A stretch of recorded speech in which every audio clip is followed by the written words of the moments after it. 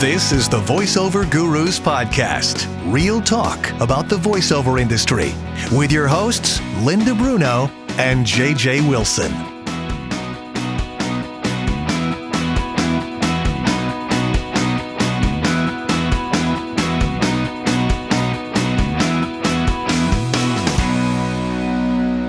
Last four digits of your credit card number. All right, let's go. Okay. Welcome back to the Voiceover Gurus Podcast. Hello, JJ. What do you mean welcome back? They haven't been here yet. No, well, yes, they have before in the past. Oh, that's what you mean. One would Yes, hope. One would yes. hope. Who's Hope? Is she our special guest today? Well, what is going We on? have a very special guest today. I Actually, know we do. This is quite exciting. And I know, like a legit celebrity, not like a fake one. No, he's a real guy. He's a real guy. Yeah, and he likes cars, so I already like him. Yes. Say hello to Adam Ferrara. Hello, Adam. Hello, Adam. Hello, how is everybody? You guys can call me Hope. Hope. Oh, very good. Your name is Hope. All right. Now, Adam has And done I'm a bunch of stuff. Chastity. Adam has run the gamut in the entertainment world. I first knew you as a stand-up comic. Still am, yes. Still is a fantastic one at that, which You're I very showed. kind. Thank you. Oh, it's one of the best I'd ever seen live. This is we met in New York Yeah. City through my ex-husband, my old life. And that was always really, it was great to hang out and do that. But this is really cool that you're willing to come on the show because you have managed to be in movies and TV shows and audition for all sorts of things. And I thought it would be cool to talk about your experiences and anything voiceover related that you've done, because I know you've done a couple of things. Yeah. But Well, thank you for having me. Yeah, be great to share with you. And I've been very fortunate to do a lot of things. You think there'd be more money. but no. Well, but Wouldn't you? hey, you live in California. You're doing all right. Yeah, I'm doing all right. Yeah. I live in Greenbrier. Yeah. And I'm You on do Long voiceover Island. for my restaurant. There you go. Long Island's Some home. That's where I'm grannies. from. Yeah, and that's where that's actually where it all started to seep in, as when you walk or you hear like, different voices for like my father's voice, my mother's voice, and they're banging around in my head right now for good or for ill. Yeah. Right. But that's where you can develop characters. I mean, you've done some work for me, and I'm always amazed how you can change your voice and the position of your voice in your mouth, and it sounds totally different. I can do variations of that. Yeah. But it's not really. I'm not really sitting in another character. I'm not inhabiting. So even when you do somebody the else. characters of your family members for your shows, for your stand-up, Yeah. but you're kind of inhibiting. Yeah, I inhabit those only because I know them. It's like, but everything else, like if I get like Gary Oldman and all those guys that can build a character, that's always fascinating to me because it's a whole different body center, and I've studied it. I've studied the body centers and how to do that, and I can get there occasionally, but a sustained thing for that is a talent that's actually in a whole nother That's a really whole good nother point. stratosphere. That's the key word, is sustaining. Sustaining it, yeah. people- I can punch in and out of stuff, and it's good for Yeah. voiceover. Yeah. For live performance, I mean, when you see live theater, like I haven't done a lot of it. I did it just as an actor, but that's frontline acting, and that's in this business, specifically the voiceover business, as you know, we have the benefit of, all right, let's try that again. Right. Yeah. Right. Mhm. So In my case, I got fired about 30 seconds in. I got a call from a client, said, "You do Australian?" I went, "Sure, good day, mate, shrimp on the barbie." And I get to the studio, and it's 21 pages about, I don't know, how to take apart a carburetor on a Ryder truck, right, which had nothing to do with Australian. And I said about 4 words, and he says, "No, you sound a little Scottish with a little Jewish accent in there. You're now the Yeah. announcer. Don't do that to me again." yeah, Tell It's the truth. sustaining it. And I went, okay, yeah. yeah. But again, people can hear it. You can hear. Yes. It's like anything else. It's like, you put garbage in, you get garbage out. Not that it's garbage, but the more authentic you come from, the more authentic your voiceover will sound. Right. Were you born in New York? I was born at Hillcrest Hospital in Queens. I grew up on Long Island. I Long met a woman Island. named Linda while I lived there. Okay. I lived in City Island twice. Mhm. I lived in Greenwich Village. I still got my Uh, apartment down in Greenwich Village, so I do go ya? back and forth between California and, This and, was and New York. And my accent gets a lot thicker when I'm in Yeah. New York. Yeah. I lived there in 66. Mm-hmm. and across from Washington Square Park. Yeah. And there's still somebody riding their bike they took from me. Those mean people. Oh yeah. But yeah. So I'm in New York on myself, but not really because I lived in Florida. Yeah. So Biggest bet I have two of the biggest bets I ever bet was on me, and one was a voiceover related work. I was the voice of Titleist golf balls in a Freddie Couples ad. I did the voice. Oh, really? Yeah. So I do the voice. I get the gig, right? They pay me half the deposit up front. It's a nice chunk of money. And my manager calls me up. I said, all right, so when are we going in to record this? He's like, yeah, here's what we got. They said you can keep the deposit, but they're going to go another way because the client heard your voice. He said, you're to New York. I said, I'll tell you what, I'll give them the deposit back if they give me another shot at it. Mm-hmm. And my only stipulation is don't tell the client that it's me that they're playing in the next choice. Right. So, and my manager was like, are you out of your friggin' mind? We got money in our hands right now. I said, yeah, I know. I want to place this bet. Okay. I did it and I got the gig. Wow. I got the gig. So I like what I said, when you said about sustaining JJ's, like I can do it on another take, but I can't, a whole performance of it. I won't be able to do that, but I can sustain in doing it. And so what was your other take that you did that you changed? I just pulled back on the New York a little bit. And to be honest with you, I don't think it was that friggin' different. Yeah, that's the thing. I really don't. But you're willing to take the chance. I got I didn't have a wife then, so I could gamble. And now I'm like, give me the cash. She eats every day, this woman. So I could afford to take the chance. So I did, and Linda, I really don't think I did anything that different. But I got the gig, so I got my full paycheck, and my manager got a set of clubs that Freddie Couples played in the commercial. Very nice. It's like the old engineer. Can you turn the headphones down a little bit? He reaches over, does absolutely nothing. He says, "Is that better?" And I'm, "Oh yeah, thanks." Yeah, that was great. Yeah. Let's talk about Same Top people. Gear. You were on Top Gear for 6 seasons hosting that show, and you're a big car lover, as is JJ as well. So, what did you reach out and tell your agents, I want to audition for Top Gear, or what happened? No, what I was doing was I was shooting Rescue Me at the time, and we were doing the Rescue Me comedy tour. We would do that every year. Me, Dennis, Lenny Clark would tour with a band to promote the new season coming out. So we're on the tour bus, and Dennis Leary, Lenny Clark are on the tour bus, and I don't know. It's after a show. It's the middle of the night. We're heading to some other city. We're eating a pizza, and Dennis looks up and says, how do you guys feel about doing 4 more episodes of the show, and then that'll be it. We're done. We've told all the stories. And me and Lenny looked at each other and said, no, we don't have Ice Age money, you skinny Irish fuck. Think of us. I'm not sure you can say Ice Age on this podcast. But I understand. We'll cut that out. No, okay. Say what you want. I'll bleep it out. All right.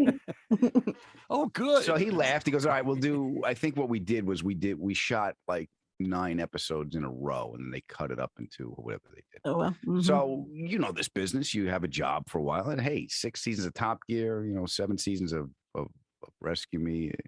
I did 2 or 3 years on Nurse Jackie. That's a good run in this business. Yeah. Absolutely. So I had to think of something to do. What's the next thing? I was still doing stand up. So while I was doing stand up, I always liked cars. I said, let me do something with cars. So I had this other show idea that I did for History Channel. And it didn't go. We shot a pilot. It didn't go. But they liked me. And they said, are you familiar with Top Gear? I said, yeah. He's like, well, we bought the American rights. I said, well, don't screw it up. It's a great show. Don't screw it up. Yeah.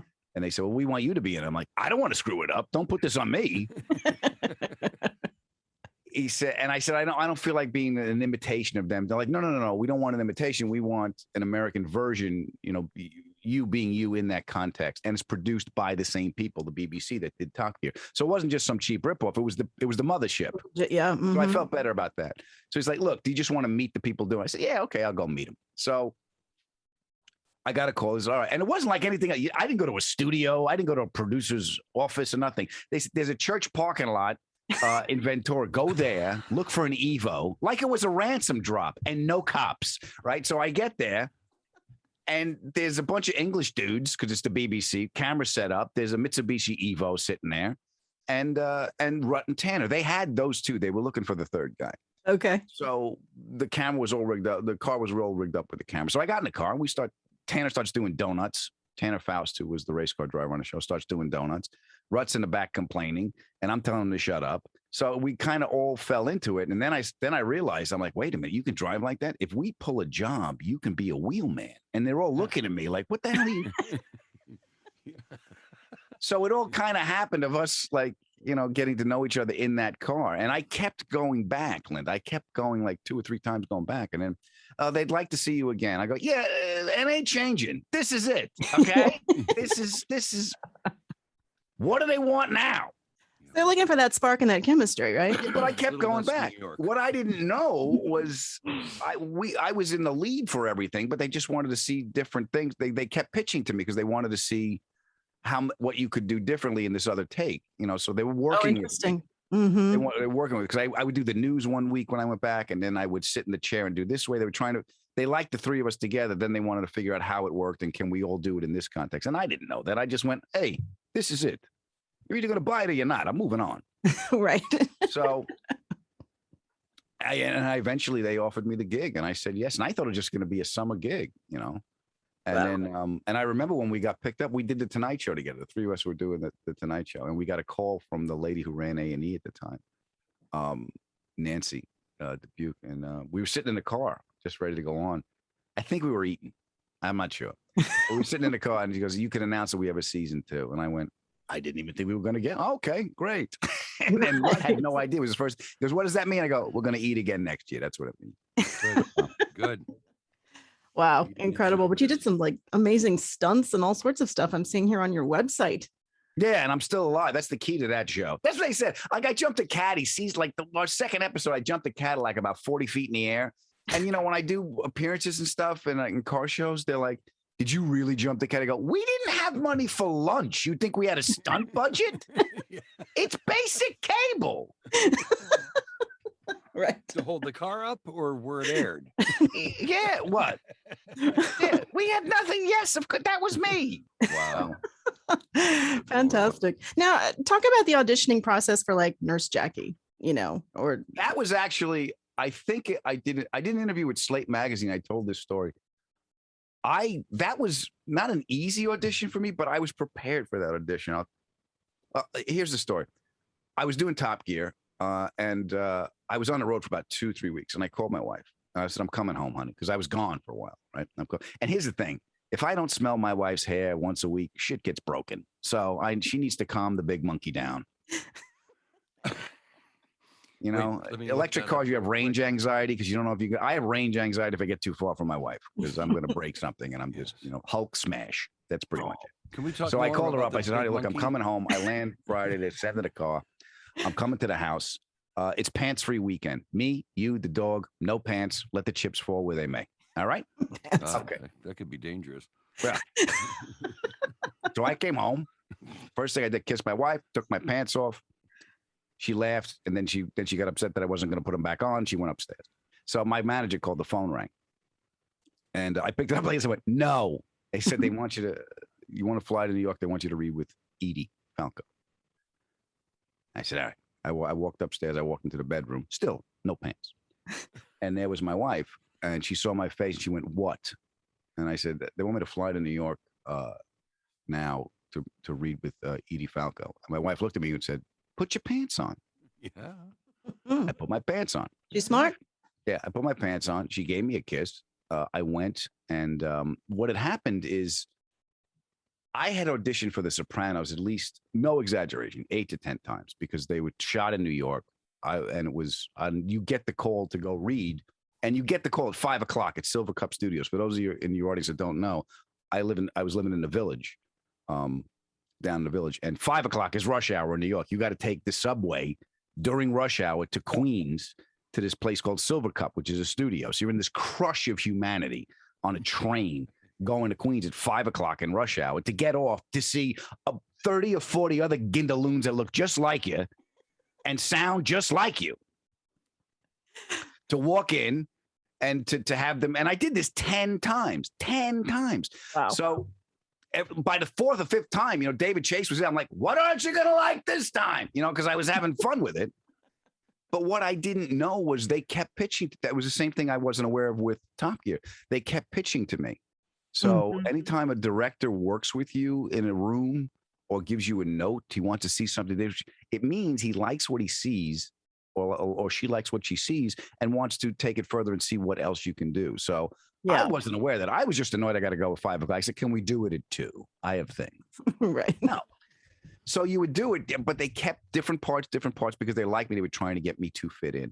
So because I did that, when I got the call for Jackie, I knew what it was. I'm going to fly. I'm going to stay in my little apartment. I got to go to Silver Cup because it's the same studio. It was the same place. And it was actually, it wasn't Silver Cup. It was in Queens. It was where they shoot. It was Kaufman Astoria. So it was still Queens. Okay. But I knew the routine. I knew that I'm going to get my script. I'm going to do my work. I'm going to do my preparation. I'm going to be nervous on the train.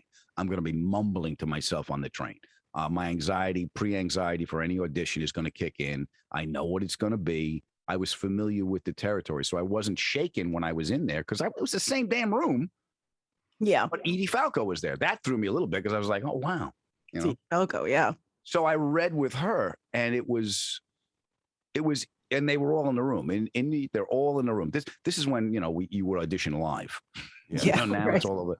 Now we do it in a garage, but they were all in the room, and so it was easier. It was more familiar to me, the process, and I really think that helped me in my audition because I wasn't really spun out when I was in there because of all the other times you'd gone. Yeah. There was a body memory, a sense memory of going to the process. I mean, you bring up a good point, and we talk about this with our students that maybe you don't get cast for something that you audition for voiceover wise, but it doesn't mean that maybe they haven't remembered you for something else. As we've had that happen a year later, they'll go, you auditioned for this, you weren't right for it, but you're right for, something else. And look at it as look at this. Your goal is not. My goal, and it took me a while to learn this, is to do the best I can with the situations and opportunities that are presented to me. There's a reason that this is what I can do. It's like anytime I do a voiceover now, we do them from our homes now. So I got the good mic, I got everything I did. I learned how to edit. Once you push send, you lose the power. So once you get the audition, you have the power of all the preparation time, how you want to present yourself, what you want to do. Once you leave that room, it's done. You're on to the next thing, but your moment of power is gone. That's why actors is such a pain in the ass. An actor's a pain in the ass before they shoot. Right. Because that's when he's got the power. After cut, thank you, he's done. No actor was ever like, he won't go back in his trailer. No, he won't come out of the trailer. Because once he comes out of the trailer and shoots the scene, his moment of power is over. So your opportunity to present yourself in the best light is before you do anything. Mm-hmm. So make the best. What sustained me is making the best of that prep time and that opportunity and being brutally honest. Did I do everything I could do? Mm-hmm. And when you get to the point where you can objectively say yes, there's a great relief. And the machine, your instrument and your machine, the grasping of the self-doubt and the grasping of the of regret and stuff kind of lets go. Mm-hmm. And you can do more, and you can do more, and you can be more, and your own self limitations are kind of lifted by doing that. But it's practice. You got to keep going. And you got to be honest with yourself. You hang on to anything, like if you audition for something huge, do you? I still maintain I should have got 4 or 5 parts. These sons of bitches. But yeah. Yes. Me and my wife, when we watch a movie right now, we lay in bed at night. She goes, "Can we watch a movie like People?" You know what that means? That means I can't sit there and when someone walks in the scene, I go, "He's working." I can't. Watch it like People. Yeah. Yeah. Going back to what we were just talking about, Friday night at 7 o'clock, I got an audition from somebody I haven't worked with in 2 years. Mm-hmm. And it was for a car spot, and it had already been recorded. Mm-hmm. And evidently the client didn't like the voice.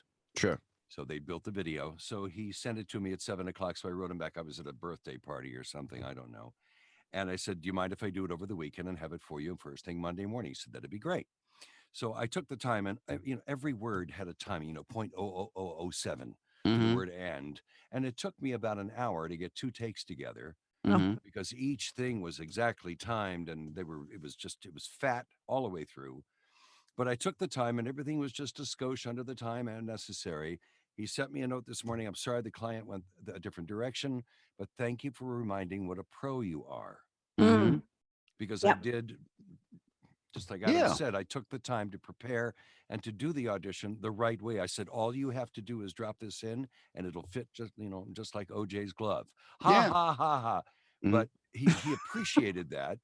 And I'm hoping he'll remember it next week if something He else will, because comes this up. client's going to Yes. come and go, but his now you're in his wheelhouse. Yeah.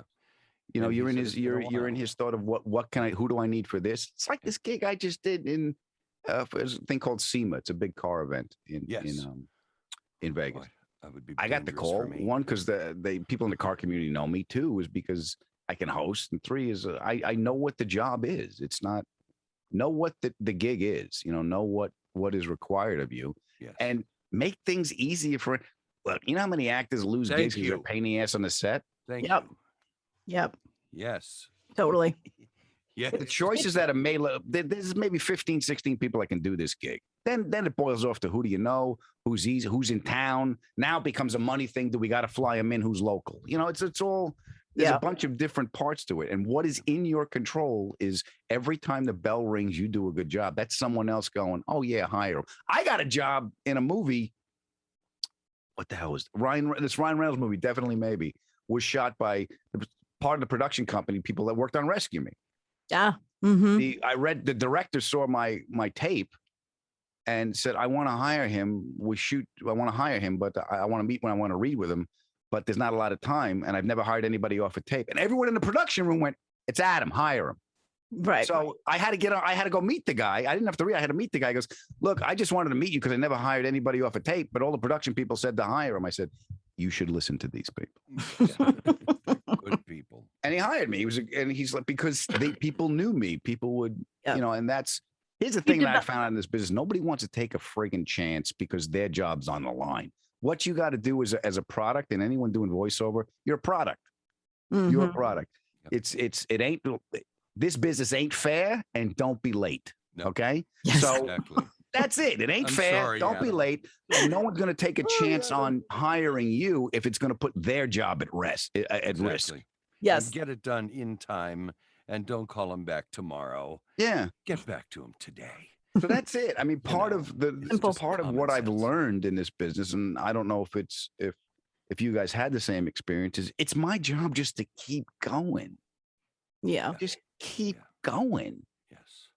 It's just, what can I do in the moment to keep me going to the next one? And if you're connected to the outcome of getting a gig, you're drinking in the morning because your value is connected to what these people think, and you're just another number to them. But if I go, listen, I did a good job on that. I edited that. That was on time. I liked the way my voice sounded. I hit all the notes. I articulate. I didn't swallow anything. Once I push send, do I feel good about pushing send? Yeah. On to the next. Done. Mm-hmm. That's how I felt this morning. I said, I didn't book it, but what a nice thing to say. And Yeah. I know there will be future work with them. So Yeah. That's what's okay. important. But Mhm. even if there's not, there's a satisfaction in the doing of it. Look, if you're not having fun doing it, stop exactly. doing it. Yeah. Right. Yeah. Because it ain't going to pay off. Because even when it does pay off, now you're beholden for external reinforcement for your well-being. Right. Mhm. You're shot after that. It's a sugar high. If you can keep doing it and enjoying the doing of it, then everything else is gravy. So the rate cards I gave my wife, I should take them away from her? Take them away. Like the 1 through 10? Take them away. Okay. I got a 4 the other day. It sucked. Well, you probably earned it. So how do you Very stay cool. motivated, Adam? I got a mortgage. Yeah, I know that. That's what we always say too. Yeah. I don't know if you had any secrets to stay motivated other than, And may I ask, That's the one. Do you have a lot of cars? Yeah. No, I don't have the ones I want yet. Okay, gotcha. I had Chip Foose on my podcast. He's a car designer. Ooh, and, boy, is he ever, and has the best rims in the world. and I just did a thing with him in Vegas, with him and Magnus Walker and stuff. So, but anyway, I told Chip the next car I want is he's going to make me a 57 Starfire Olds, because that was my dad's car. That was the car he built.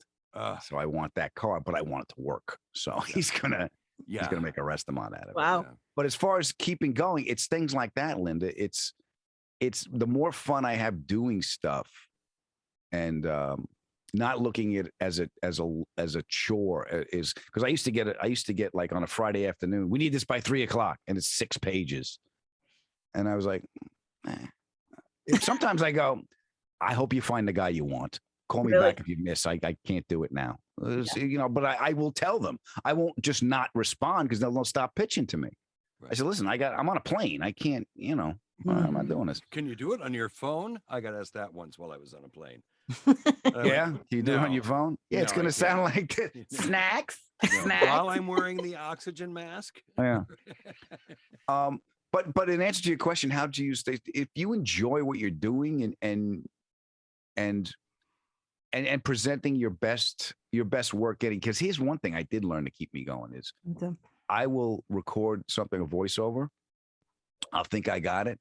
I won't, if it's not due that day, I don't push send till the next morning because 9 times out of 10, I'll get up, listen to it again and go, oh, I can do that better. Yeah. You sleep on it basically. Yeah. I sleep on it basically, but it's rather that I don't think I've learned. I don't know if I've learning patience. I doubt it because I still go from 0 to homicide in 3 seconds, but I'm respecting the process more and knowing that I'm going to come into my opening emotional state with anything is going to be anxiety because I don't know what it is. It's uncertainty.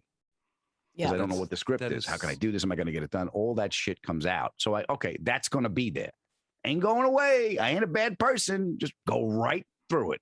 Yeah. But don't sit in it because before I realized that I got to go through this, or I found out what the awareness was to get me through this, because most people rather choose unhappiness over uncertainty. Because uncertainty is scary. If I'm pissed off and these friggin' people, what do they want from me? Well, that's something I can play, and it's the devil I know. Rather than going, it's okay for me not to know. Interesting. When you approach a script, that's happened to me quite a few times. Just very quickly, you're talking about the audition and waiting till the next day to send it. I have sent auditions on the first day, and then the next day I come to the studio, start working, and I play that audition again. And, damn it, I really could have done that better. I wish I could have that back. That's a cool point. Record it in the night, sleep on it, get the rating from your wife, and then wake up and then again. And that's a very interesting point. I'm going to try that. I have an interesting question for you because you that's up to you, really. It is. Trust me. Yes. Because Adam, you perform in front of all different types of audiences. So there's one mode of performance for your stand-up. There's another for movies. There's another for maybe a sitcom, maybe, You know what I'm saying? Like, how do you adjust that? I mean, I don't know if there's a technique you use or you just think, okay, I'm on stage. Well, it's just to know your environment. I mean, when I first did the first single camera, which is like a movie, no audience job I got was a cop show. It was called The Job. We shot in New York. And I remember the first scene was me, Dennis Leary, and Elizabeth Hurley, believe it or not, was in the scene. Oh, well. And Peter Tolan was directing it. He was the guy that wrote it and directed it. So I got the gig. I went there, and I was way too big. I was way too big in the first take. Really? And they went, cut. All right. And Peter went like this, called me over to Video Village where the director sits. He goes, let's take a walk. Our Tynes don't want to hear that because we don't think we're coming back. No. You like horses? Yeah. So I'm like, all right, I screwed something up. He's like, where did you come from? I said, oh, like, because he just saw my tape. He didn't know my background. So I was a stand-up. He goes, yeah, but you did some acting. And he looked at all the acting I did. He goes, this was all 3-camera or multi-camera with an audience. He goes, okay. He goes, I got it. He goes, you're not talking. You don't play for the laugh, and you're not talking to an audience. He goes, you just talk to Dennis. Okay. That was the note he gave me. I delivered the line right to him. He went like this. He gave me the thumbs up. That's what I needed. Because the first time they went cut, I went, that's it? That's it? Where's the laughter? Where's the real? Someone better love me now. I'm insecure and I need my needs met by the adulation of other people. But when he said, just talk to Dennis, it was like that. And that's when I really went into an acting class. I went, okay, this is a whole nother thing I'm not aware of. Yeah. Because my instincts, my stand-up to me is 90% of it's instinctual. You can learn how to craft a joke. You can learn how to write. You can learn how to structure a set for late night. You can learn how to structure a special. You can learn all that shit, the plumbing. But if you don't have the water, you know, God, no one that's comes to not see a- the pipes. They come to see the fountain. Don't talk to Linda about plumbing today. Oh, Okay. sorry. I'm dealing with a cesspool issue for the last 2 days. It has not been pretty. We'll put it that way. But Wait, let me picture it. I did No. shower. I'm Oh, good. good. Not your neighbors, I hope. So it's just a different cool. mode, you know, it's a Yeah. different kind of it's a 'Cause different mode you go into. we coach with our students, you know, basically to visualize just you're speaking to that one person to make that connection with your audience. But I'm curious for stand-up, because stand-up to me just seems so intimidating, Mhm. you know, because it appears to me from the audience perspective that you are completely vulnerable. Like you are out there exposing Yeah. everything about you in a If you're doing live it right, environment. Yeah. Yeah. So I But mean, it's like, I'll be honest with you, it's just something I could do. really, It's just something. I was actually, even the stand-ups I have on my show, we're more comfortable in front of a stage. I'm more comfortable in front of 400 strangers than looking in the eyes of someone that, you know, knows me. You know, I don't understand why, but it's just like I can go to an audience. I could be more intimate with those people because it's in the context of entertainment. You know, I draw on truth because I'm a confessional comic. You know, I talk about my life, I put it in a blender. Mhm. Funny. So yeah, that's the way I'm wired. Yeah. You know? It's And interesting. acting was you had to put that vulnerability in a scene with somebody else without the reinforcement of the laughter. So you're vulnerable, but you're just showing flashes of it because you're playing for the laugh and you're playing for that energy coming back for you, and I'm willing to open up the rib cage and show you the beating heart to get back the laughter I need. And then that's the energy exchange that happens with the live audience, which comes just instinctually. Acting was a little more getting to where I got to go. I did the Criminal Minds. I had to cry twice on TV. Both times pissed me off. The first time, because here's what happens when you're a guest star. When you're a guest star, you're going to get the first scene up because the regulars aren't awake yet. You're only going to get 2 takes, and you better hurry up and get it right. Okay, so that's pretty much what it is. So first time I was doing a Law and Order. I was on the roof of Chelsea Piers having a cigarette with Jesse Martin. This is when I was smoking. And he, you know, we'd go for rehearsal. The crew takes the set. They set up. I'm having a smoke. And he's looking at me. I just met this guy. He's like, man, I don't envy you having to do acting shit this early in the morning. I'm like, yeah, I know. I go, you're just sitting there with a friggin' pencil and a pad taking shit down.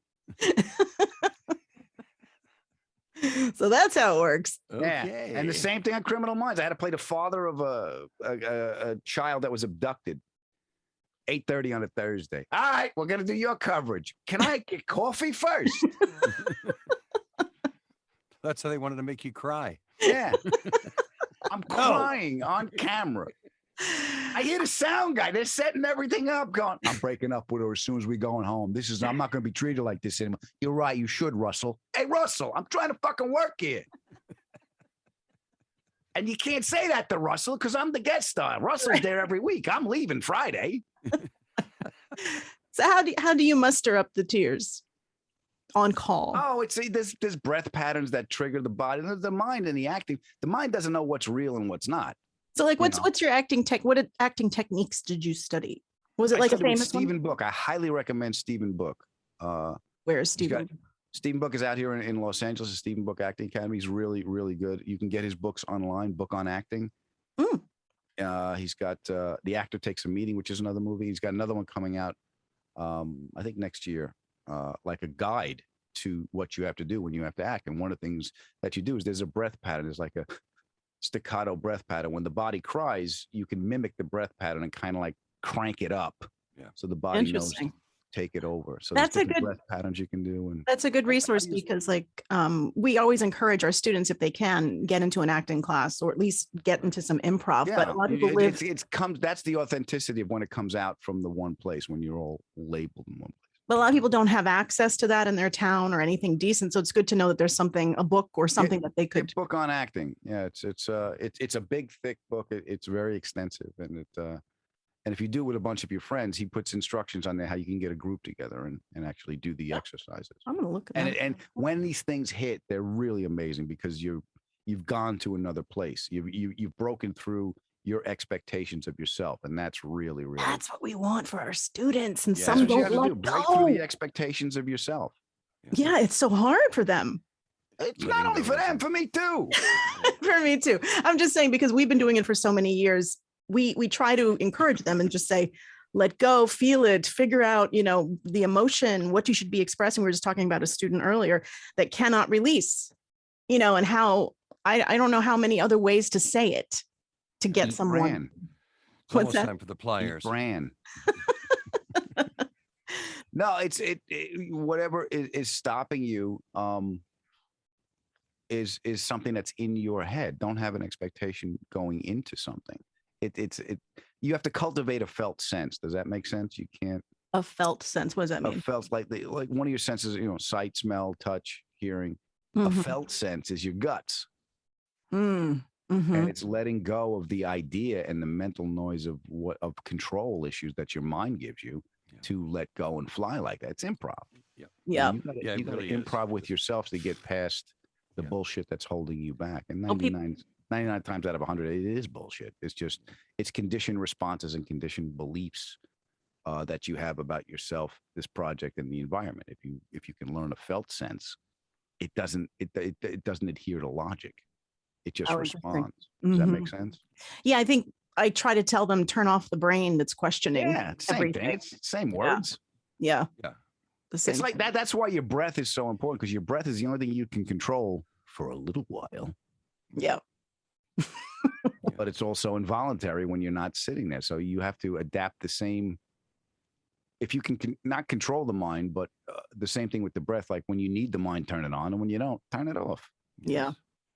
Easier. Same thing with like your systems in your body. You're not thinking about digestion. Well, I am. Well, Linda is because of the septic tank, but most people aren't thinking about it. I know. It just happens. And that's when you get your trust in your machine, in your element, it just happens. JJ, did I cut you off? You were going to say something? No, I was just having a moment. That's all. Oh, okay. So, Adam, you have your own think it was podcast, gas. the Adam Ferrara Podcast. Yes, Oh, 30 what a minutes you'll unique never name. get back. and I've been very fortunate to have such great guests on the show. Who have I had on this? Jay Leno did one for me. Kevin James, Nathan Lane was great. I changed my shirt twice for the Nathan Lane interview. Nathan Lane, my God. Was laughing at me my whole time. Really? Yeah. If you're a sports guy, I've had Joe Buck, the sportscaster, on.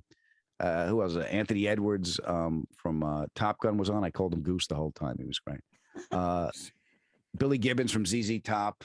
A bunch of people on there. I had a bunch. Oh, yeah, and being prepared. Steve Sciarippa from The Sopranos. I had like Edie Falco did one for me, Michael Imperioli, and Steve Sciarippa as well. And he talked about being prepared on the set. Steve used to run the Riv.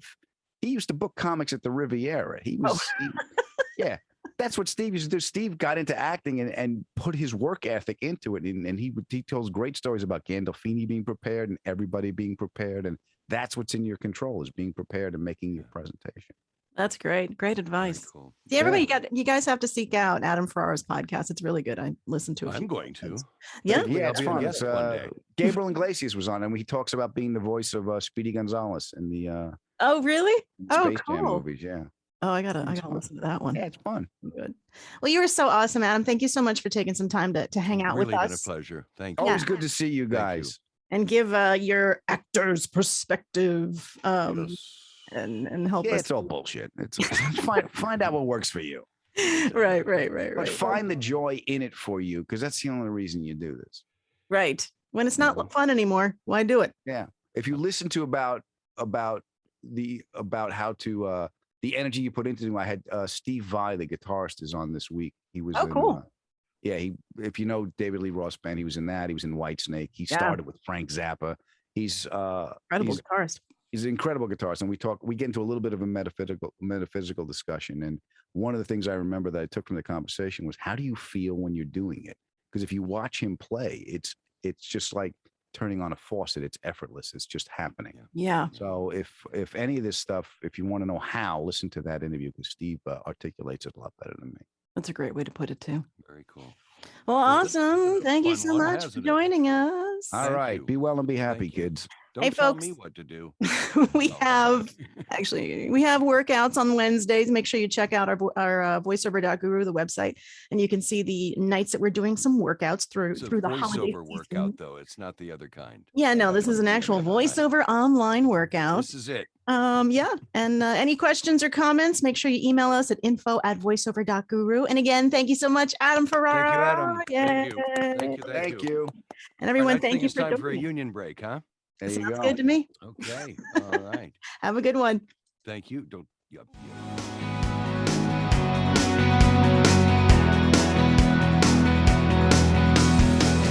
Thanks for listening to the Voiceover Gurus Podcast. Real talk about the voiceover industry.